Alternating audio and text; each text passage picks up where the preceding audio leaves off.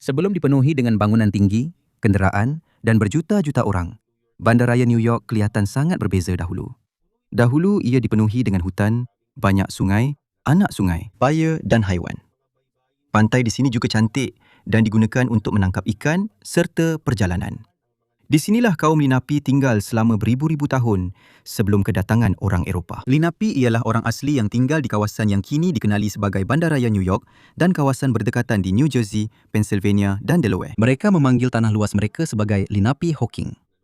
Mereka bukan sekadar berkeliaran di hutan. Mereka mempunyai kampung, kawasan tanaman, laluan dan tempat untuk menangkap ikan serta memburu. Mereka menanam jagung, kacang dan labu. Mereka juga menangkap ikan dan haiwan lain untuk makanan keluarga mereka. Manhattan adalah sebahagian daripada tanah mereka. Nama Manhattan juga berasal dari bahasa Lenape. Tempat itu berubah apabila penjelajah Eropah mula tiba. Pada tahun 1524, penjelajah Itali bernama Giovanni da Verrazzano tiba di pelabuhan New York. Dia berlayar kerana dihantar oleh Perancis untuk mencari laluan laut ke Asia. Dan semasa pelayarannya, dia melihat pelabuhan New York yang besar dan tanah-tanah di sekitarnya. Namun, Perancis tidak membina penempatan tetap atau koloni di kawasan itu. Hampir 100 tahun kemudian, tiba pula penjelajah Inggeris bernama Henry Hudson. Walaupun Hudson seorang Inggeris, dia bekerja untuk Syarikat Hindia Timur Belanda pada masa itu. Ia adalah sebuah syarikat perdagangan besar dari Belanda. Pada tahun 1609, dia berlayar menuju ke kawasan yang kini dikenali sebagai Pelabuhan New York. Dia memasuki sebuah sungai besar yang kini dikenali sebagai Sungai Hudson. Tujuannya adalah untuk mencari laluan barat laut, iaitu satu laluan laut yang diharapkan dapat menghubungkan Lautan Atlantik dan Lautan Pasifik. Dia tidak menemui laluan yang dicarinya. Tetapi, kumpulannya melihat ada peluang yang baik untuk perdagangan di kawasan itu, terutamanya dalam pembelian bulu haiwan daripada penduduk asli. Disebabkan itu, orang Belanda mula menghantar para pedagang ke rantau itu. Mereka menamakan jajahan besar mereka sebagai New Netherland. Kawasannya merangkumi kawasan di sekitar Sungai Hudson dan beberapa bahagian di New York, New Jersey, Delaware dan Connecticut sekarang. Orang Belanda tidak membina sebuah bandar besar dengan segera. Pada mulanya, pos perdagangan mereka hanyalah kecil. Perniagaan utama mereka ialah perdagangan bulu, terutamanya membeli bulu berang-berang yang dijual ke Eropah. Pada masa itu, bulu berang-berang sangat berharga kerana digunakan untuk membuat topi mewah. Sebagai pertukaran untuk bulu tersebut, pedagang Belanda memberikan alat logam, kain dan produk lain kepada orang Lenape dan kumpulan pribumi yang lain. Tetapi tidak semua hubungan mereka adil dan aman. Pandangan orang Lenape dan orang Eropah tentang pemilikan tanah adalah berbeza. Apabila semakin ramai pendatang asing menetap, keluarga pribumi sedikit demi sedikit kehilangan wilayah mereka. Terdapat juga penyakit dan pertempuran ganas yang menyebabkan populasi mereka berkurangan dan memaksa ramai untuk meninggalkan tanah mereka. Pada tahun 1624, Syarikat Hindia Barat Belanda menghantar para penjajah untuk membina penempatan tetap. Syarikat Hindia Barat Belanda ialah syarikat yang menguruskan perdagangan dan koloni-koloni Belanda di bahagian dunia ini. Sebahagian daripada penjajah mula-mula menetap di Governor's Island. Ini adalah sebuah pulau kecil yang terletak berhampiran hujung selatan Manhattan. Kemudian, mereka memindahkan pusat penempatan mereka ke Manhattan itu sendiri kerana lokasinya yang lebih baik untuk melindungi pelabuhan dan Sungai Hudson. Mereka juga membina Fort Amsterdam di bahagian paling selatan Manhattan. Kubu itu adalah sebuah pangkalan tentera kecil yang dibina untuk mengawal pelabuhan, kapal-kapal dan barangan penting koloni. Di sekeliling kubu itu, mereka membina rumah, gudang, kedai dan bangunan-bangunan lain. Penempatan baru itu dinamakan New Amsterdam. Inilah penempatan kecil Belanda yang kemudiannya akan menjadi Bandaraya New York. Selain itu, pada tahun 1626, Syarikat Hindia Barat Belanda juga membawa orang Afrika yang diperhambakan ke New Amsterdam. Mereka dipaksa bekerja membina kubu, jalan, rumah dan bahagian-bahagian lain penempatan itu. Antara jalan yang mereka perbaiki ialah laluan lama orang asli yang kemudiannya menjadi Broadway, salah satu jalan paling terkenal di New York. Ini bermakna, asas pertama bandar ini bukan sahaja dibina oleh pedagang Belanda, tetapi juga melibatkan orang asli yang dirampas tanah mereka dan orang Afrika yang dipaksa bekerja. Pada mulanya, New Amsterdam kecil dan huru-hara. Jalan-jalannya berlumpur. Banyak rumah diperbuat daripada kayu. Terdapat haiwan yang berkeliaran bebas dan penduduknya masih sedikit. Tetapi lokasinya sangat strategik. Ia terletak di tepi pelabuhan yang dalam dan mudah dimasuki kapal-kapal besar. Ia juga mempunyai akses ke Sungai Hudson yang menjadi laluan ke tanah-tanah dan pos perdagangan di utara. Disebabkan itu, semakin banyak kapal yang datang. Barang dagangan dan orang ramai tiba setiap tahun. Secara perlahan-lahan, penempatan kecil ini menjadi pusat perdagangan yang penting. Dan ketika New Amsterdam semakin berkembang, lebih banyak negara juga mula menunjukkan minat terhadapnya. Tidak lama kemudian, kapal perang Inggeris akan tiba dan mengambil alih koloni ini daripada Belanda. Pada masa yang sama, nama bandar ini juga akan berubah. Dari New Amsterdam, ia akan dikenali di seluruh dunia sebagai New York. Dan inilah kisahnya. Pada tahun 1626, pegawai Belanda yang bernama Peter Minuit telah membuat perjanjian dengan sekumpulan penduduk asli mengenai penggunaan Manhattan. Orang Belanda memberikan barangan yang bernilai 60 guilders, iaitu mata wang mereka pada masa itu. Kisah ini sering diceritakan seolah-olah Manhattan dibeli begitu sahaja. Tetapi pandangan orang Belanda dan penduduk asli tentang pemilikan tanah adalah berbeza. Bagi orang Eropah, mereka boleh memiliki tanah itu secara kekal. Tetapi, tidak jelas sama ada itu juga pemahaman penduduk asli yang membuat perjanjian dengan mereka. Apabila New Amsterdam berkembang, semakin banyak rumah dibina, kedai, gudang dan kapal yang tiba di pelabuhan. Salah seorang pemimpin Belanda terakhir di koloni itu ialah Peter Stuyvesant. Beliau menjadi pengarah jeneral pada tahun 1647. Stuyvesant sangat tegas dalam melaksanakan undang-undang. Beliau mengehadkan penjualan arak dan cuba menghalang beberapa kumpulan agama termasuk orang Yahudi, Lutheran dan Quaker untuk beribadat dengan bebas. Ramai penduduk tidak menyukai cara pemerintahannya. Syarikat Hindia Barat Belanda juga memaksanya untuk menjadi lebih bertolak ansur dalam beberapa perkara. Sementara itu, konflik antara Belanda dan England semakin meruncing. Kedua-dua negara sama-sama mahu mengawal perdagangan dan laluan kapal di pelbagai bahagian dunia. Disebabkan ancaman serangan, New Amsterdam membina tembok kayu di bahagian utara penempatan itu pada tahun 1653. Di sinilah asal-usul nama Wall Street. Namun, tembok itu tidak dapat menghalang orang Inggeris. Pada tahun 1664, England menghantar kapal perang ke New Amsterdam. Stuyvesant hanya mempunyai sedikit askar yang boleh digunakan dan ramai penduduk tidak mahu berperang. Oleh itu, dia menyerahkan penempatan itu tanpa pertempuran besar. Oleh itu, orang Inggeris menukar nama New Amsterdam dan menjadikannya New York. Ia dinamakan sempena James, Duke of York, saudara lelaki Raja England yang kemudiannya menjadi Raja James II. Nama Fort Amsterdam juga ditukar dan dijadikan Fort James. Belanda sempat merampas semula bandar itu pada tahun 1672 dan menamakannya New Orange. Namun, selepas tahun, ia dikembalikan kepada England melalui satu perjanjian damai. Sejak itu, nama New York kekal.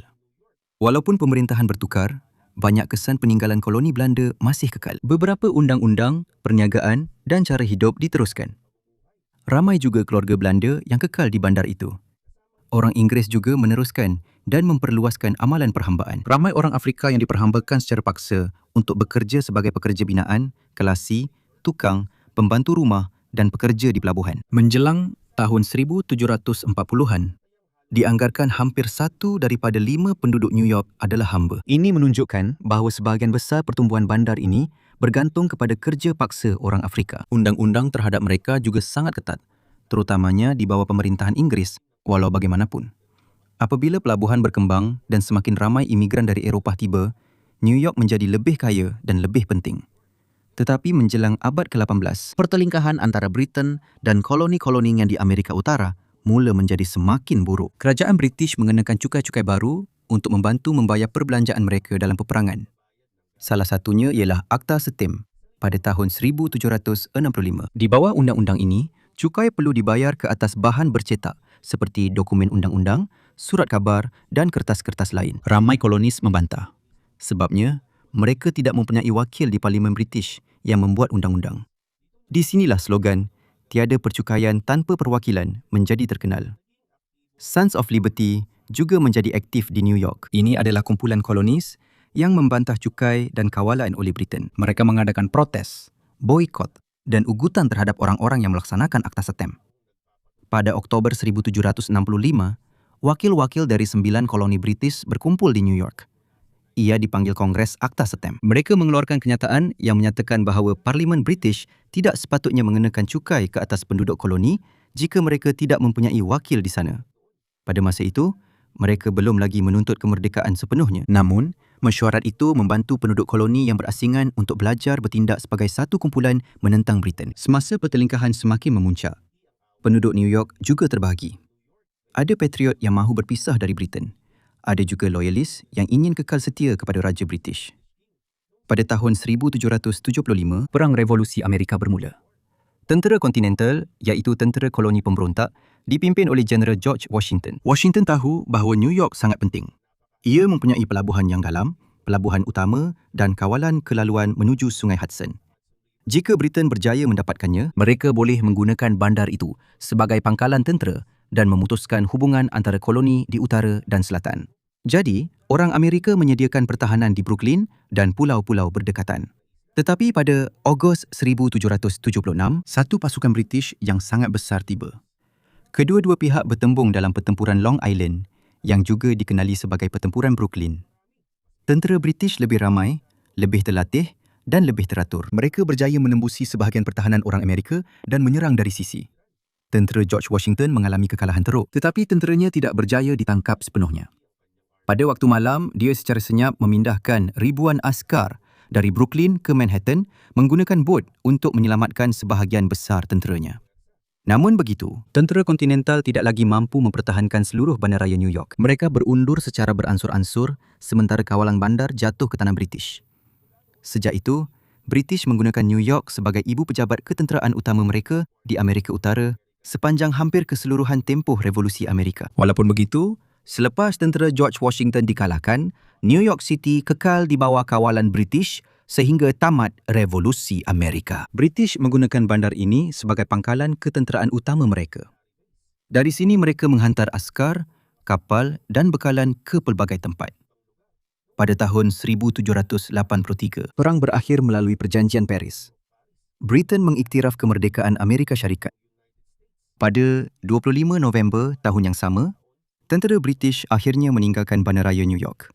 Selepas perang, bandar ini menjadi pusat penting bagi negara baharu itu. Pada tahun 1785, ia dijadikan ibu negara Amerika Syarikat.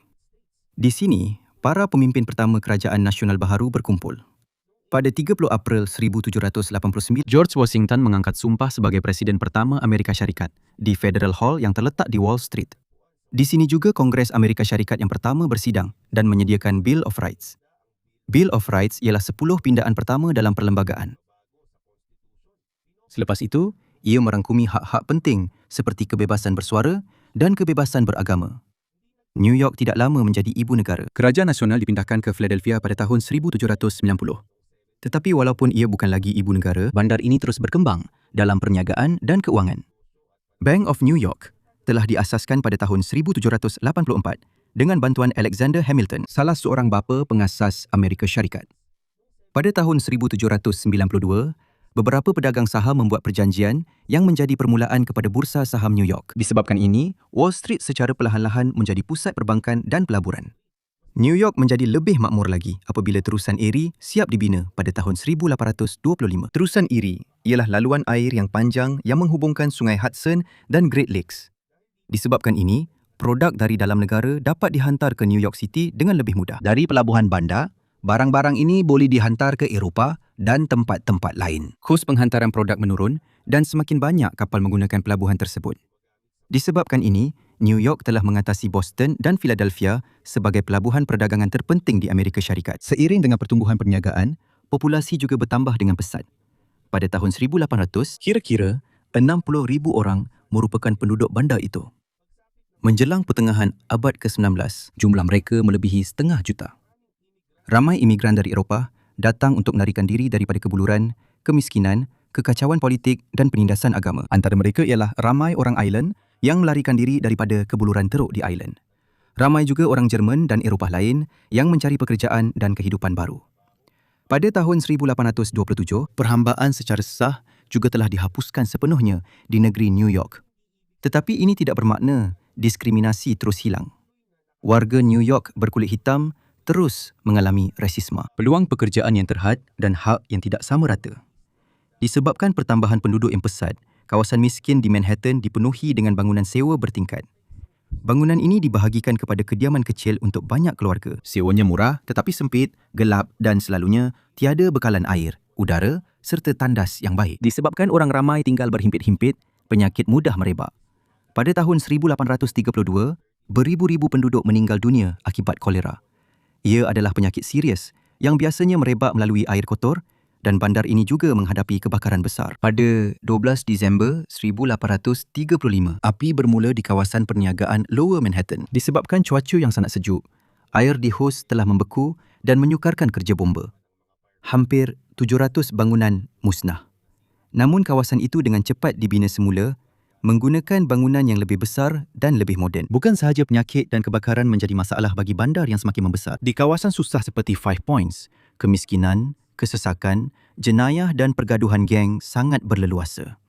Tetapi tidak semua yang tinggal di sana adalah penjenayah. Ramai imigran biasa dan pekerja yang berusaha untuk hidup dengan gaji rendah dan keadaan yang sukar. Pada tahun 1861, Perang Saudara Amerika bermula antara Union di utara dan Konfederasi di selatan. New York State adalah sebahagian daripada Union, Tetapi banyak perniagaan di New York City bergantung kepada kapas dari negeri-negeri di selatan.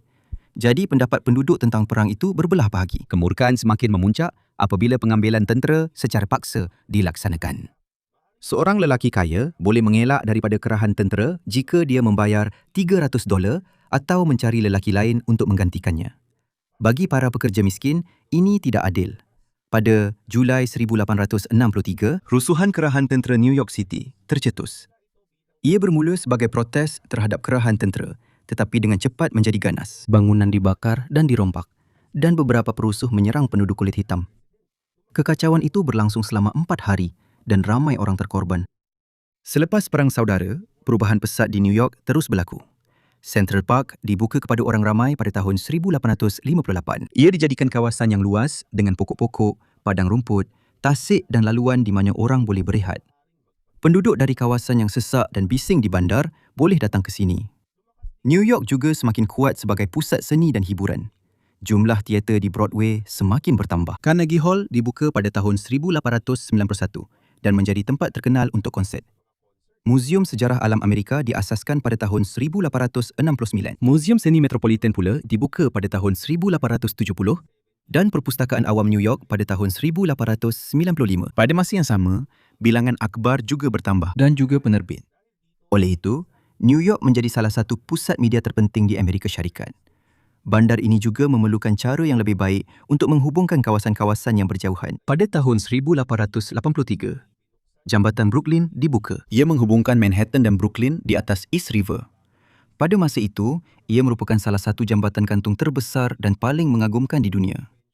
Pada tahun 1886, patung Liberty pula dibina di pelabuhan New York. Ia adalah hadiah dari Perancis kepada Amerika Syarikat dan menjadi simbol kebebasan. Bagi ramai pendatang yang tiba dengan kapal, ini adalah salah satu perkara pertama yang mereka lihat sebelum memasuki bandar. Sejak tahun 1892, berjuta-juta pendatang telah melalui stesen imigresen di Pulau Alice.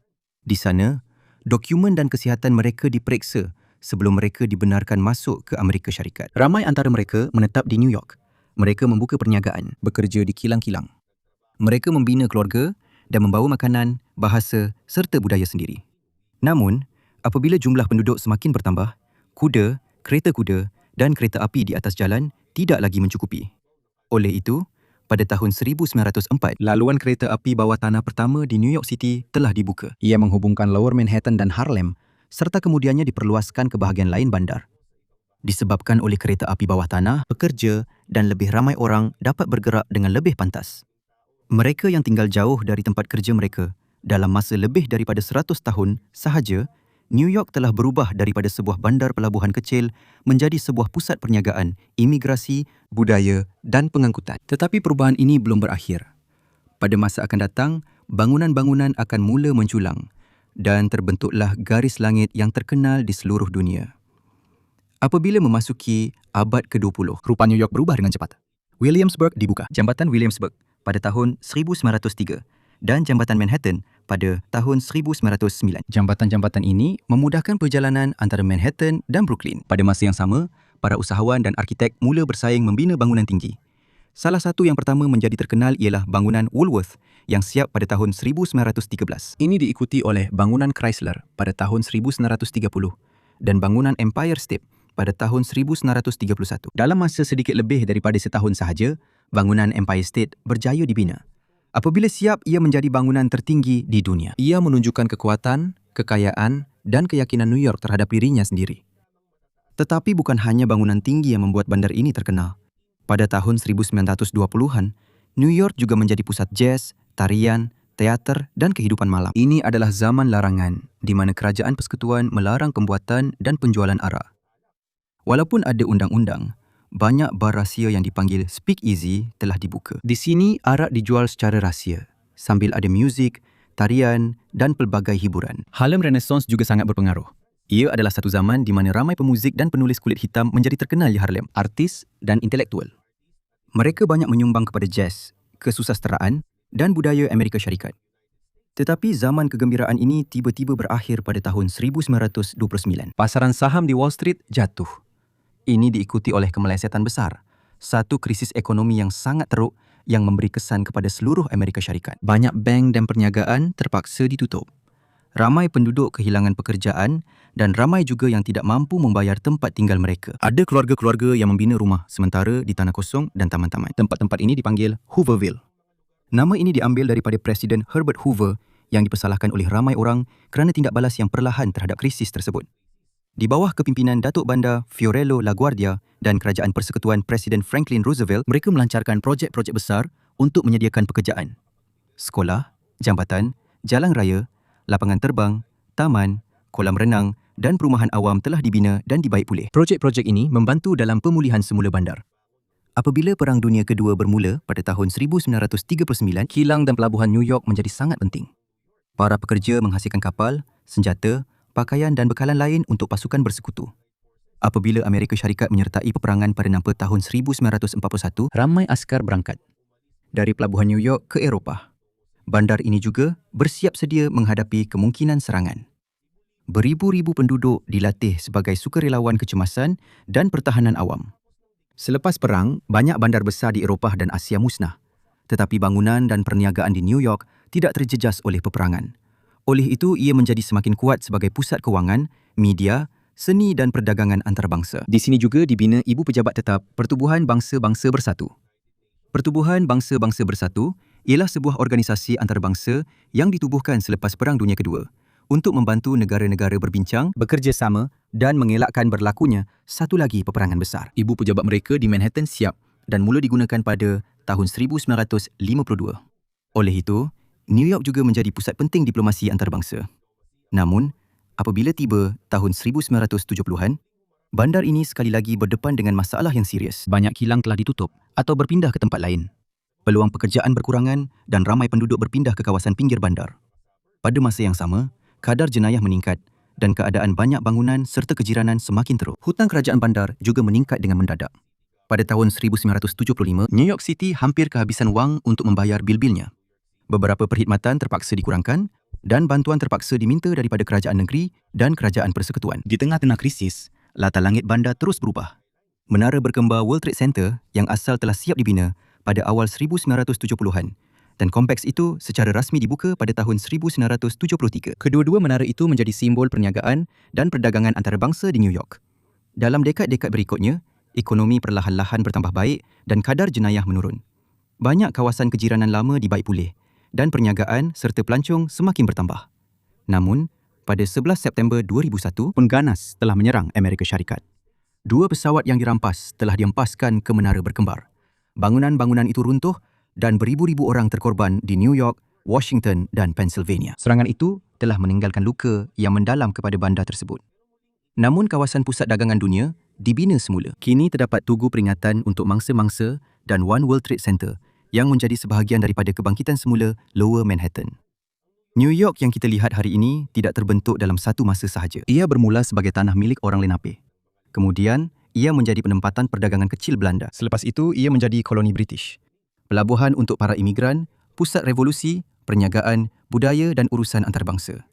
Ia berkembang kerana perdagangan, imigrasi, pembinaan dan pekerjaan untuk berjuta-juta orang. Namun, sejarahnya juga melibatkan perampasan tanah, perhambaan, kemiskinan, penyakit, kebakaran, peperangan, krisis ekonomi dan keganasan. Beberapa kali New York telah diuji.